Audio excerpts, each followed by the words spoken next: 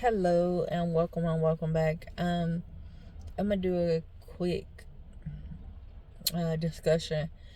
I've been guided to talk to you guys about being chosen and which side of the aisle, pretty much, of chosen you are choosing. And so, oftentimes, people are chosen to live a certain life, and it's either they're going to work for the light or they're going to work for the dark. And so through the choices that we have in life, it's usually one, like when it comes down to choosing your life purpose, if it's going to be for the light or if it's going to be for the dark, usually it's cut and dry. It's either one or the other. And the oftentimes when you are choosing the light, you're not as self-serving, you're not as I guess egotistical in your actions and in your, like, you're looking at the greatest good for everyone. And when you're not doing that, then when you're not moving in the ways of ego and you're actually making choices for the greater good of everybody involved, then that's when you're moving into the light, because you're not just worried about how it will affect you or what can you gain out of it, but you're looking at everybody and how it will affect everybody involved. And so it's very important for you, the intention to be there, and to understand, for you to understand, set attention, like what is it that you are moving towards? What is it that you are trying to do? And what is it that you are choosing every day? Oftentimes people think that, they rely on their mother's religion or their father's religion or their relationship with God to kind of cover them in their actions. But oftentimes people fail to realize that your karma is your karma. So I don't care how much a person covers you in prayer.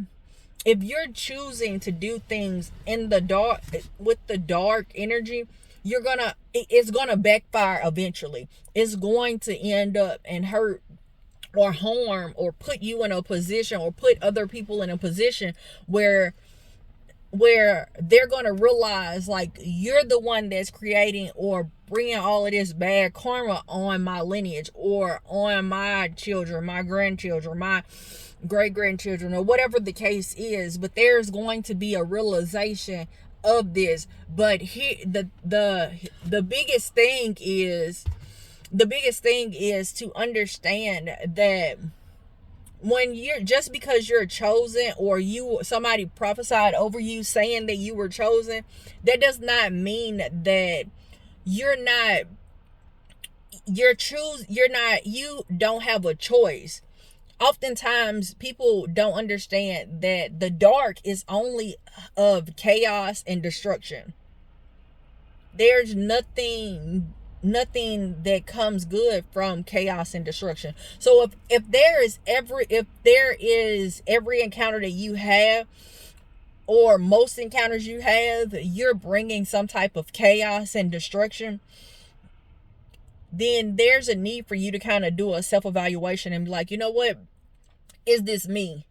Is it that's what I'm choosing to indulge in? Because just because you're chosen does not mean that you're choosing to walk a life of a chosen life. So a chosen life usually looks like you always thinking about the greater good of everybody. You're not saying certain things, you're not doing certain things, you're not acting out in certain ways, because you know that how it can affect you, or how it can affect your children, how it can come back on your lineage, how it can hurt other people's lineage if you do X, Y, and Z, if you choose to do X, Y, and Z. And so you're not trying to like bring anybody down, or you know, when you start feeling lower energies like anger, depression, sadness, you are choosing to kind of heal whatever those things are that actually made you start feeling that way. So you're looking at doing a deep dive at yourself, as well as what you've experienced, the things you've been through in your earlier years, to kind of get you to a place of feeling that hurt or experiencing that hurt. There's a need for you to understand that. There's a need for you to there is a understanding of oneself and one's experiences that need to take place for you to be able to have it where it makes sense, that you're chosen for which path. Because sometimes you're chosen, but you're choosing to walk in wickedness or in evilness. And so to understand that, or to actually experience that, is very important.